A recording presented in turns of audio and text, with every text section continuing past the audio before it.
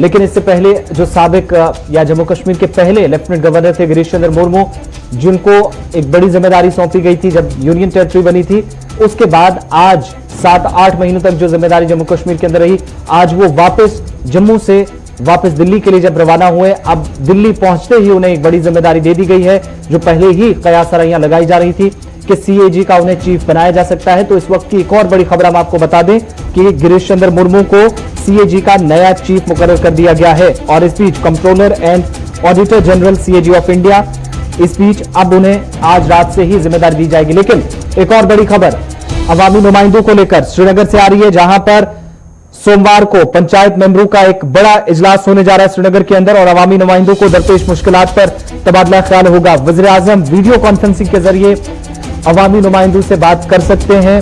बड़ी खबर यह आ रही है कि वज़ीर आज़म की इस मीटिंग में वीडियो कॉन्फ्रेंसिंग के जरिए वर्चुअल कॉन्फ्रेंस में वो शिरकत कर सकते हैं, और अवामी नुमाइंदों को तहफ़्फ़ुज़ फराहम करने का जो मुतालबा है वो जोर पकड़ता जा रहा है। इस वक्त जो एक बड़ी खबर जम्मू कश्मीर से आ रही है, श्रीनगर के अंदर इजलास होना है, पीआरआई के मेंबर्स मुलाकात कर सकते हैं, लेफ्टिनेंट गवर्नर से भी मुलाकात हो सकती है, और साथ ही साथ माना जा रहा है कि इंतजामी सेक्रेटरी भी इस मीटिंग का हिस्सा बनेंगे।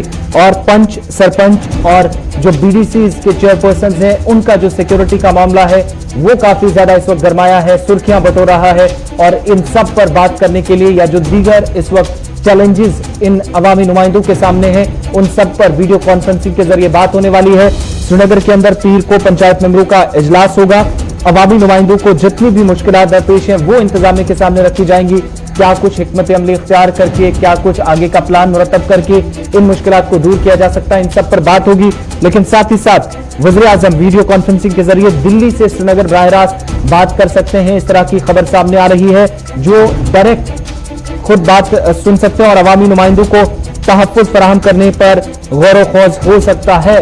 बड़ी खबर जम्मू कश्मीर से, जहां पर लगातार हम देख रहे हैं कि पंचायत मेंबरों का उन्हें सिक्योरिटी फराहम करने का मामला काफी ज्यादा सुर्खियां बटोर रहा है। अनिल शर्मा जी हमारे साथ थोड़ी देर में ज्वाइन करेंगे, प्रेसिडेंट हैं जेकेपीसी के। सनम में पहले आपके पास आऊंगा कि कुछ तफसीलात आपके पास हैं, क्या कुछ डिटेल्स नाजरीन के साथ शेयर कर पाएंगे इस मीटिंग के हवाले से? बिल्कुल आसिफ, अगर हम यूं कहें तो जम्मू कश्मीर में और खासतौर पर कश्मीर वैली में जो पंच और सरपंच है वो यूं कह सकते हैं दोधारी तलवार पे चलते रहते हैं, और दोधारी तलवारों की मिसालें हमें कई बार देखने को मिली हैं। पिछले 48 घंटे आपको याद होगा 2 अटैक्स मिलिटेंट्स पे हुए, मिलिटेंट्स के ने किए हैं, और मिलिटेंट्स के इन 2 अटैक्स में एक सरपंच जख्मी, एक पंच जख्मी होता है, एक मारा जाता है। और उसके बाद आज पूरा दिन जो सोशल मीडिया पे 90 की याद दहानी आ गई। 90 के अशरे में जब कश्मीर में मिलिटेंसी का ग्राफ बहुत ऊंचा था, तब रोज अखबारों में आया करता था कि मैं खुदा को हाजिर नाजिर जान के माफी मांग रहा हूं और मेरा सियासत से कोई वास्ता नहीं। और आज सोशल मीडिया पे करीबन 9 लोगों के इस तरह के वीडियो शेयर हो रहे थे, वायरल हो रहे थे, जिनमें वो आवाम से या बता रहे थे कि वो अब सियासत से किनारे कशी कर रहे हैं। और अभी कुछ देर पहले जैसा कि अभी हम एक और वीडियो वायरल हुआ है, ये कुलगाम के देवसर कुलगाम के सरपंच का वीडियो वायरल हुआ है जिसमें वो रिजाइन करे। तो ये बड़ा मुद्दा है जो कल जो मीटिंग होगी जिसमें वज़ीर आज़म खुद खिताब करेंगे। पंच और सरपंच जितने भी इसमें शिरकत कर सकते करेंगे, वो साफ जाहिर है अपनी जो उनकी सिक्योरिटी व कंसर्न जो है उस हवाले से वो सवाल उठाएंगे वज़ीर आज़म से। उम्मीद करेंगे कि वज़ीर आज़म उनकी सिक्योरिटी कंसर्न को दूर करे। खुद अगर आपको बताते चले, नॉर्थ कश्मीर में भी इस कंसर्न को देखते हुए एडमिनिस्ट्रेशन ने पूरे जितने भी पंच वगैरह हैं, बहुत बड़ी तादाद जो उनकी है, उनको गुलमर्ग में फिलहाल पिछले 15 से 20 दिनों से लाके रखा हुआ है। और वहां पे उन्हें क्योंकि बताया जाता है जब बांडीपोरा में जो अटैक हुआ था बीजेपी के लीडर पर, और उसके बाद उन्हें अपने अपने इलाकों से निकाला गया, लाया गया और गुलमर्ग में रखा गया। और ये बहुत बड़ा कंसर्न है इन पंच और सरपंच। इन्होंने जमहूरियत की बुनियाद को मजबूत करने में रोल अदा तो किया है, लेकिन उसके बाद इन्हें वापसी में क्या मिला है? इन्हें खतरा ही मिला है। दोधारी तलवार पे चलते रहते हैं। कई जगहों पे अवाम भी इनसे नालान है, इनसे खुश अवाम भी कई जगहों पे नहीं है, लेकिन अक्सर ये जो टारगेट बने हुए हैं और उस टारगेट की वजह से इनका जो जीना है वो 2 बार हो गया है। और साफ जाहिर है जब वज़ीर आज़म से ये वीडियो कॉन्फ्रेंसिंग होगी तो उसमें ये सवाल जरूर उठाया जाएगा। बिल्कुल, सवाल जहां तक उठाने की बात आई, ब्रिगेडियर रिटायर्ड अनिल गुप्ता साहब ने भी आज सवाल उठाए। भारतीय जनता पार्टी के वो तर्जुमान हैं और खुद उनने इंतजामिया या पुलिस को भी कहीं ना कहीं इसके लिए जिम्मेदार ठहराया है। गुप्ता साहब ने क्या कुछ कहा, जरा वो भी आपको सुनाते हैं फटाफट से। मौजूदा हालात के बीच में जिस तरीके से जो आपने 48 घंटों का जिक्र किया, 2 अवामी नुमाइंदों को टारगेट किया गया और इन सब पर अब खुद इंतजामिया को भारतीय जनता पार्टी की तरफ से भी सवालों का सामना है। कुलगाम में एक दूसरे आतंकवादी हमले में भारतीय जनता पार्टी का एक सरपंच मारा गया है। 48 घंटे के अंदर इस प्रकार की दूसरी हरकत होना ना सिर्फ शर्मनाक है बल्कि कंडेमेबल है। इससे पुलिस और इंतजामिया दोनों के ऊपर उंगली उठती है। अगर 48 घंटे पहले हुए हादसे के बाद पुलिस हरकत में आती, इंतजामिया हरकत में आती, तो वो जरूर बाकी पंचों सरपंचों की सिक्योरिटी के बारे में सोचती। उनको या तो सिक्योरिटी मुहैया करते या उनको सेफ जगह ले जाते। इंतजामिया दोनों चीजें करने में नाकाम हो गई।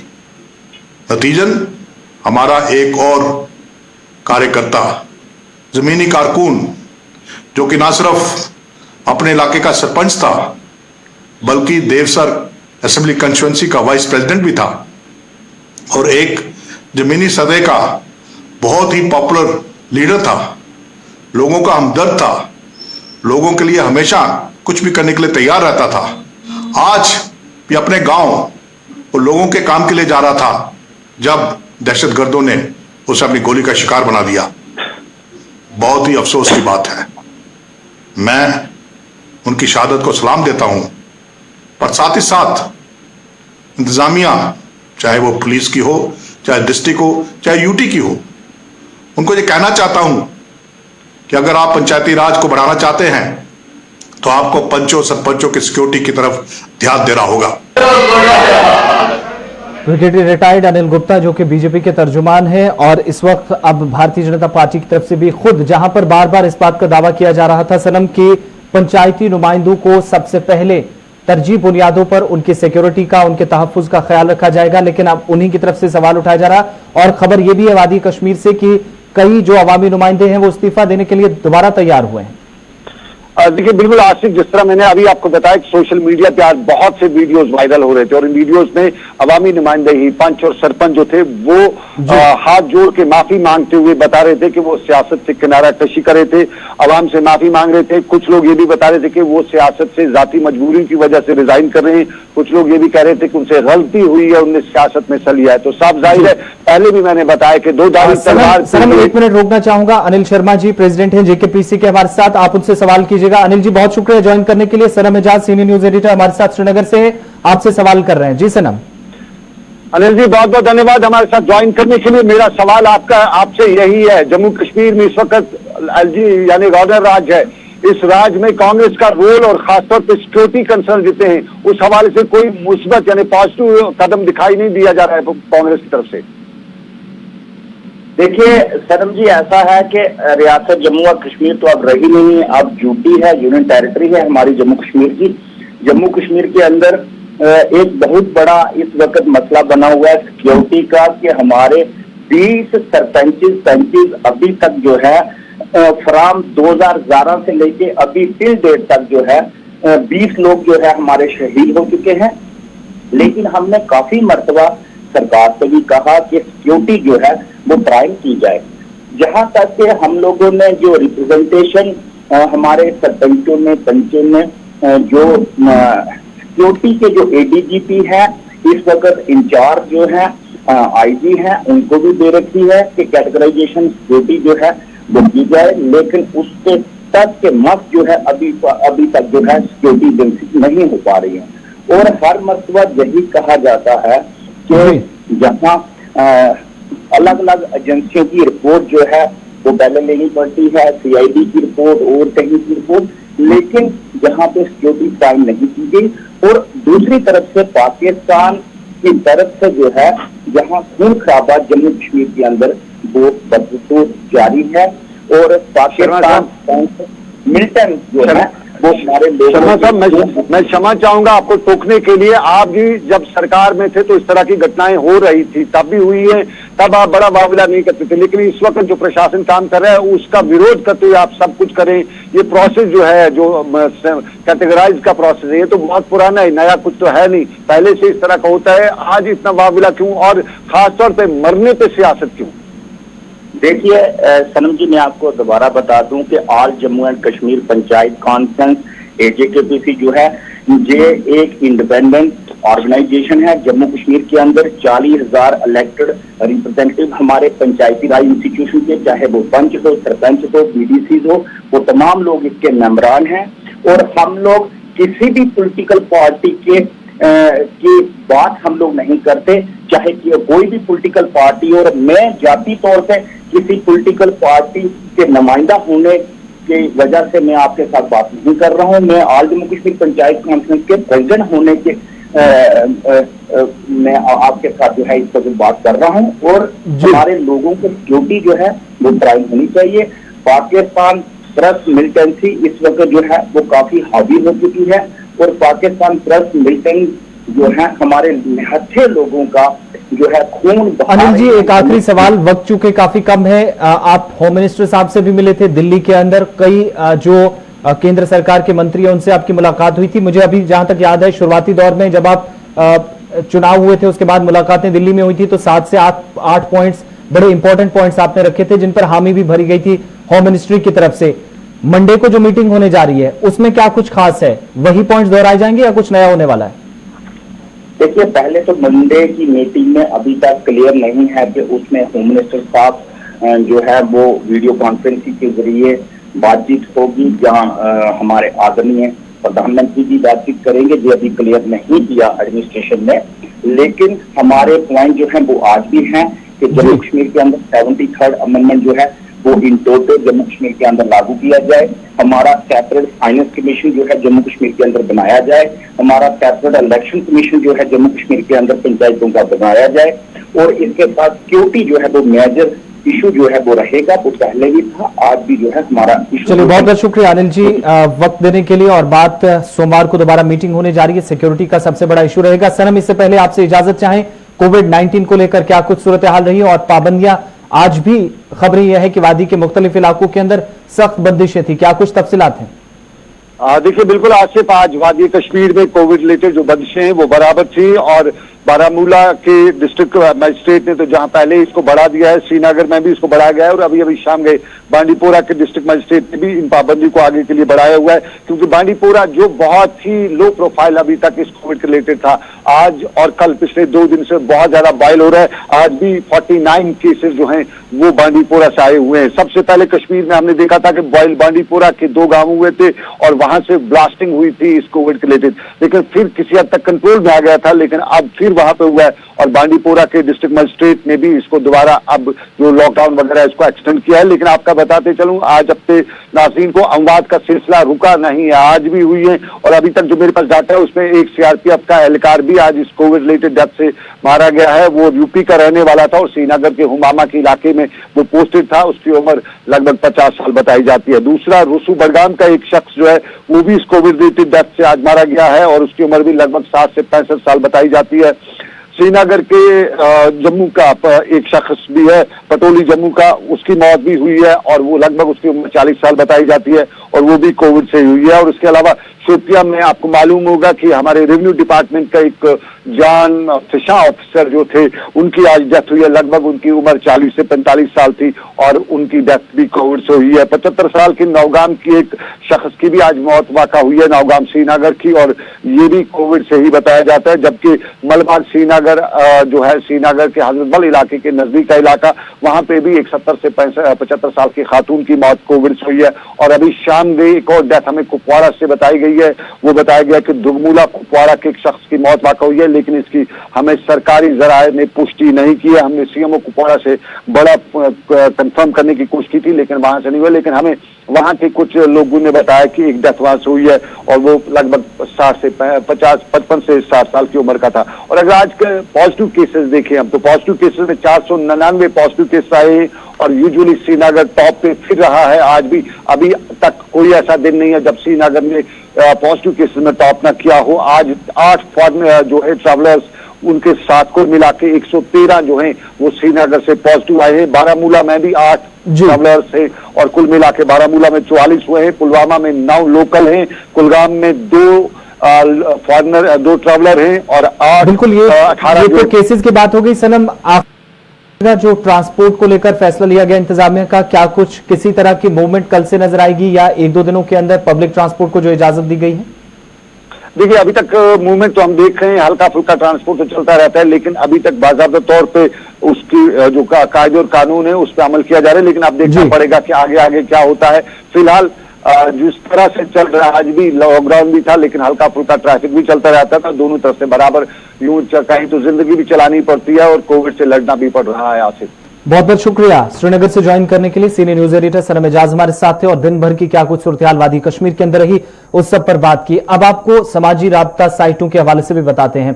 फर्जी अकाउंट बनाना इन दिनों एक ट्रेंड बन गया है और कई तरह की गलत खबरें शाया करके या अफवाहें फैलाकर लोगों को गुमराह भी किया जाता है और यहां तक कि इस बीच कानूनी कार्रवाई की भी बात होती है। और आज अफवाहें फैलाने वाले या गलत खबरें शाया करने वाले, सोशल मीडिया पर फेक अकाउंट्स बनाने वाले पर उनके खिलाफ कार्रवाई करने का अंदिया देते हुए एसएसपी साइबर ताहिर अशरफ ने आज बात करते हुए कहा कि समाजी राब्ता साइटों पर जो लोग फर्जी अकाउंट्स या फेक अकाउंट्स बनाकर अफवाहें फैला रहे हैं उनके खिलाफ एफआईआर दर्ज करके कार्रवाई की जा रही है और किसी को भी इन हालात में बख्शा नहीं जाएगा जहां पर कई लोगों को धमकियां दी जाती हैं, कई लोगों से पैसे मांगे जाते हैं और फेक अकाउंट्स के जरिए ये इन दिनों जो ट्रेंड चल पड़ा है, आज एक बड़ी तादाद वादी कश्मीर के अंदर भी लोगों को डराने धमकाने में मसरूफ है। क्या कुछ कहा वजीर एसपी साहब ने? हमारे साथी सैयद इरफान फाजिल से उन्होंने बातचीत की। आजकल ट्विटर, फेसबुक पर एक एडमिनिस्ट्रेशन के हवाले से कई सारे लोगों का अकाउंट है, हायर एंड ऑफिशियल्स का अकाउंट है। ट्विटर्स को लेकर मैं बात करूंगा कि जो एक जनरल इन्फॉर्मेशन देते हैं। हमने देखा लास्ट टाइम कुछ गलत अफवाहें, खास तौर पे किसी का अकाउंट यूज करके, फोटोग्राफ यूज करके अपडेट कर देते हैं with name, designation and all such. Sir, इस पर किस तरह की अब रोक होगी या हो रही है ताकि प्रॉपरली अगर कोई ट्वीट आता है, अगर हम बात करें सेक्रेटरी जनरल का ट्वीट आता है, प्रिंसिपल सेक्रेटरी का ट्वीट आता है, किसी का भी आता है, वो कैसे वेरीफाइड होगा और जो लोग इलीगली इसे यूज करके कर रहे हैं क्या उनके खिलाफ कार्रवाई हुई? देखिए, आप ठीक कह रहे हैं कि पिछले दिनों जो है कुछ महीने पहले ऐसा हुआ है कि बहुत ही गवर्नमेंट के सीनियर फंक्शनरीज के जो नाम पे फेक अकाउंट बनाए गए और उन पे फेक इंफॉर्मेशन स्प्रेड करने की कोशिश की गई।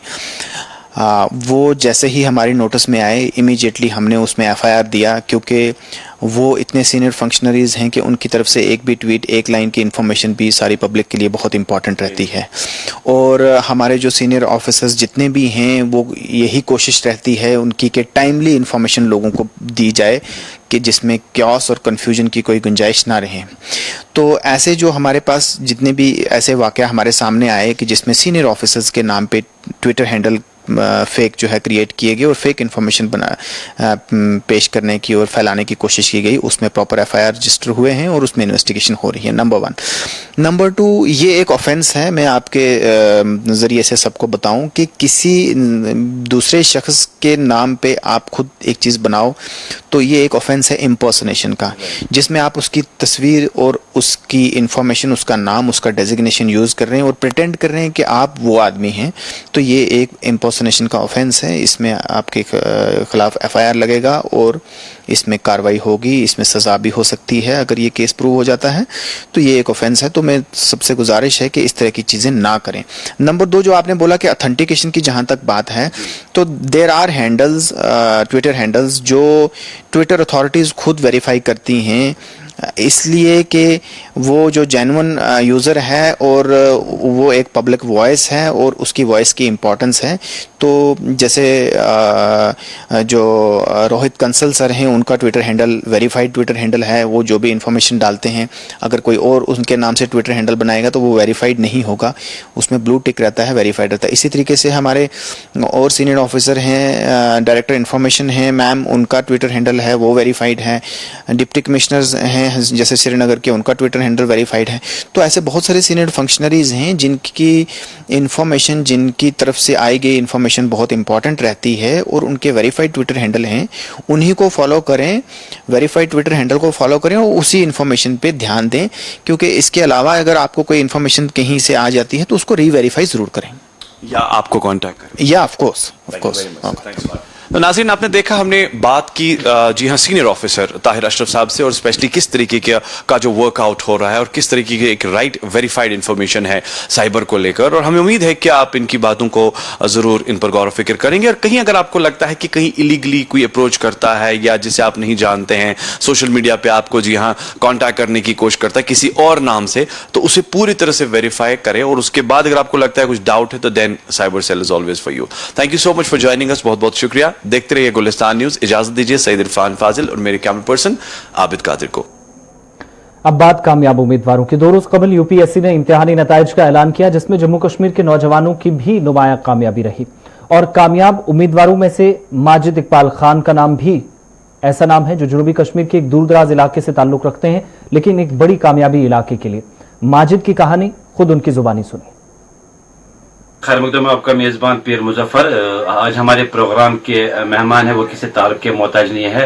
आप चूंकि जानते हैं कल ही जो यूपीएससी के रिजल्ट्स मंजराम आए, जिसमें अल्हम्दुलिल्लाह अगर हम जनूबी कश्मीर की बात करें, बिल्कुल कुलगाम से या कोकरनाग से या हमारे जो शांगस इलाका अंदू, वहाँ से भी अल्हम्दुलिल्लाह एक लड़के ने अपना लोग मनवा लिया। तो हमारे साथ बिल्कुल बात करने के लिए मौजूद है इस वक्त माजिद इकबाल खान साहब, जिन्होंने IAS जो ये एग्ज़ाम था इसमें टॉपर किया। तो इनसे जानना चाहेंगे जो इनका ये सफ़र रहा, कुछ उतार चढ़ाव भी देखने को मिले। तो आइए बात करते हैं। जी माजिद साहब, आपका खैर मुकदम है। वो हमारी तरफ से, हमारे चैनल की तरफ से आपको सबसे पहले मुबारकबाद। तो जो आपने ये सफ़र किए शुरू किया, इस सफ़र में आपको कुछ अप्स एंड डाउन भी देखने पड़े, तो थोड़ा आप बताइए। तो सबसे पहले मेरी शुरुआत जो पढ़ाई की हुई थी वो यही जो आर्मी स्कूल है, आर्मी प्राउड स्कॉलर स्कूल वहाँ से हुई थी जी। तो वहाँ से मैंने अपना 10th किया था। तो उसके बाद मैंने गवर्नमेंट जो बॉयज़ हाई सेकेंडरी स्कूल है बराकपुरा में, वहाँ से मैंने 12th किया। क्योंकि हमें एक्सपोजर नहीं होता था तो मैं जम्मू चला गया था कोचिंग करने। तो उस टाइम तब मुझे 12th में एक्चुअली पता चला कि IEEE नाम का भी कोई एग्ज़ाम होता है। तो तब मैंने वो एग्ज़ाम के लिए पढ़ा, तो वो मेरा क्वालिफाई हो गया जी। तो फिर मैंने BTech किया NIT वारंगल तेलंगाना से मैकेनिकल में। तो 1 साल के बाद फिर मैं जॉब करने चला गया था। तो जॉब करते करते मुझे ये लगा कि नहीं, जो मेरा पोटेंशियल है वो इससे थोड़ा बेहतर है, तो मैं इससे थोड़ा बेहतर कर सकता हूँ। तो फिर मैंने तब ये डिसीजन लिया कि नहीं, मुझे ये जॉब क्विट करनी पड़ेगी और मैं इस चीज़ के लिए पढ़ता हूँ। तो फिर तब से अल्हम्दुलिल्लाह 3 साल तक मैं स्ट्रगल करता रहा और अल्हम्दुलिल्लाह आज 3 साल के बाद मुझे उसका फल मिल रहा है। बात बांडीपुरा की, जहां पर हाजिन बांडीपुरा के अंदर चंद रोज कबल मुबैना तौर पीने के पानी के इस्तेमाल से 200 से ज्यादा अफराद जहां मुख्तलिफ अमराज में मुब्तला हुए हैं, वहीं अब अजस बांडीपुरा में सैकड़ों अफराद के बीमार होने के बाद उन्हें नजदीकी तिब्बी मरकज ले जाया गया, जहां उनका इलाज मुआवजा होने के बाद उन्हें घर वापस भेज दिया गया, जबकि डॉक्टरों ने उन्हें एहतियात बरतने की अपील की। इधर मकामी लोगों ने महकमा सेहत के आला हुकाम से अपील की कि माहिरीन की टीम को इलाके में भेजा जाना चाहिए ताकि लोगों के बीमार होने के असल हकाइक को भी सामने लाया जा सके।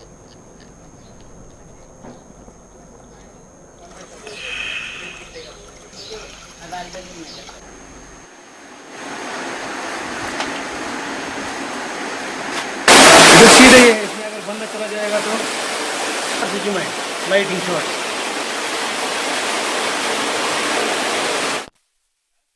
सड़क की खस्ताहाली की शिकायत करते हुए कनिहामा बडगाम के लोगों ने शिकायत की कि शहर श्रीनगर से चंद किलोमीटर की दूरी पर उनके इलाके की ओर जाने वाली राब्ता सड़क की नागुफ्त में हालत अवाम के लिए बाइस अजाब बन गई है। और अगरचे सड़क की मरम्मत के लिए महकमा R&B के आला हुकाम से भी राब्ता किया गया, ताहम मामला जूं का तू है। इंतजामिया की जानिब से आज इंतजामिया को मकामी लोगों की जानिब से अपील की गई कि वो इस इलाके के अंदर लोगों की मुश्किलात दूर करें।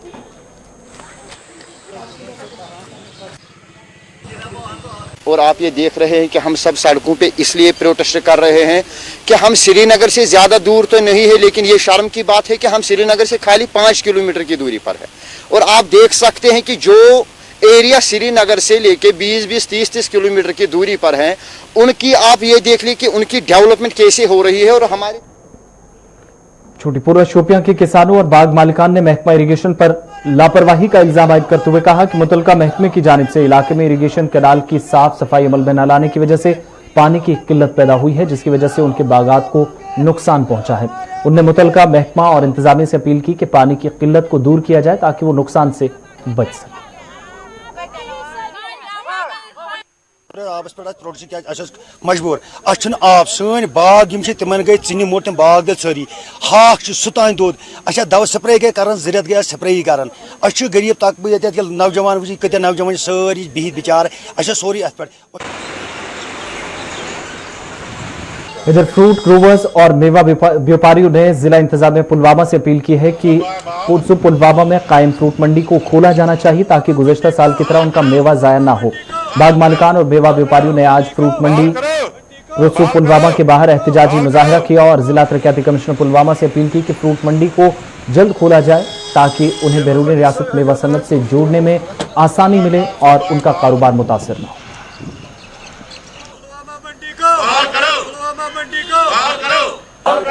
फ्रूट एसोसिएशन पुलवामा ने बोला था 6 तारीख को मंडी खुल जाएगी, क्योंकि ये पिछले सालों में मतलब 20 जुलाई से ही खुल रही थी मंडी। इन्होंने बोला था अब क्या ईद आई थी बीच में, उन्होंने बोला था 6 अगस्त से मंडी। आज हम सब ग्रोवर व्यापारी यहाँ आए थे माल लेके। अभी क्या हम यहाँ पहुंचे तो मंडी में आप खुद देख सकते हो मंडी के गेट पे ताला लगा हुआ है। इधर लाभदेव देवसर कुलगाम के अंदर लोगों ने बिजली की तरसीली निजाम की खस्ताहाली की शिकायत करते हुए कहा कि इलाके में बिजली निजाम की खस्ता हालत की वजह से आवाम को मुश्किलात पेश आ रही हैं, जबकि तरसीली लाइनें दरख्तों से मकानों तक लटकी हुई हैं, जिसकी वजह से कोई भी बड़ा हादसा पेश आ सकता है। मकामी लोगों ने महकमा पीडीडी के मुलाजमीन पर लापरवाही का इल्जाम आयद करते हुए कहा कि मुलाजमीन को बारहा आगाह करने के बावजूद भी इलाके में बिजली के तरसीली निजाम को दुरुस्त नहीं किया गया।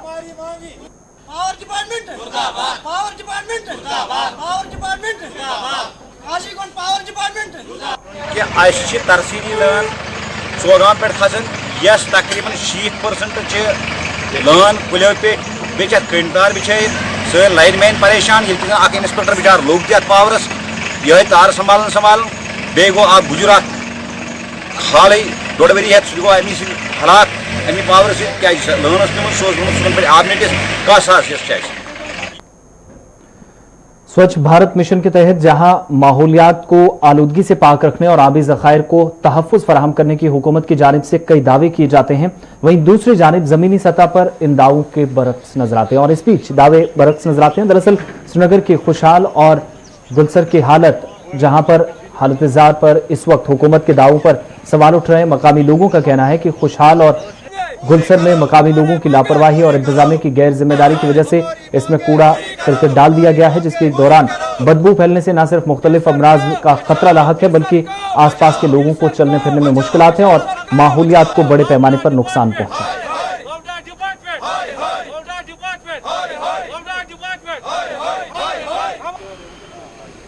है। सोन डिमांड से जनाब यह सोन यपर दक्षिण तो वो तो यपर खुशहाल सर योर गिल सर अख जमाना सन असलाफ वन ये तम आब बरान पे सू आब इस्तेमाल करान वनकस वो तो क्या हालत ये गिल सरस ये खुशहाल सरस।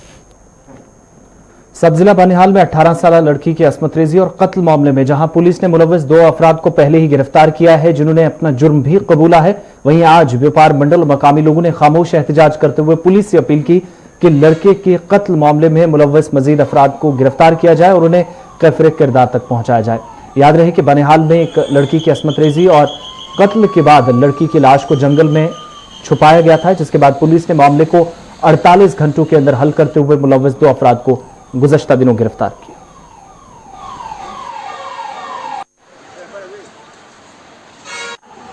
हम तो यही कहना चाहेंगे आपकी वसादत से कि जो आज तक पुलिस ने काम किया है वो सराहना के काबिल है, तो उसके साथ साथ हमें पुलिस से ये उम्मीद है कि जिस तरह अब तक इन्वेस्टिगेशन होगी अब आगे भी चलेगी, क्योंकि अभी जितने भी मुजरिम हैं वो सब अभी कानून की नज़र में नहीं आए, वो सारे कानून की नज़र में आने चाहिए, चाहे वो मेडिकल से वाबस्ता रख। प्रोग्राम अब तक में आज मेरे साथ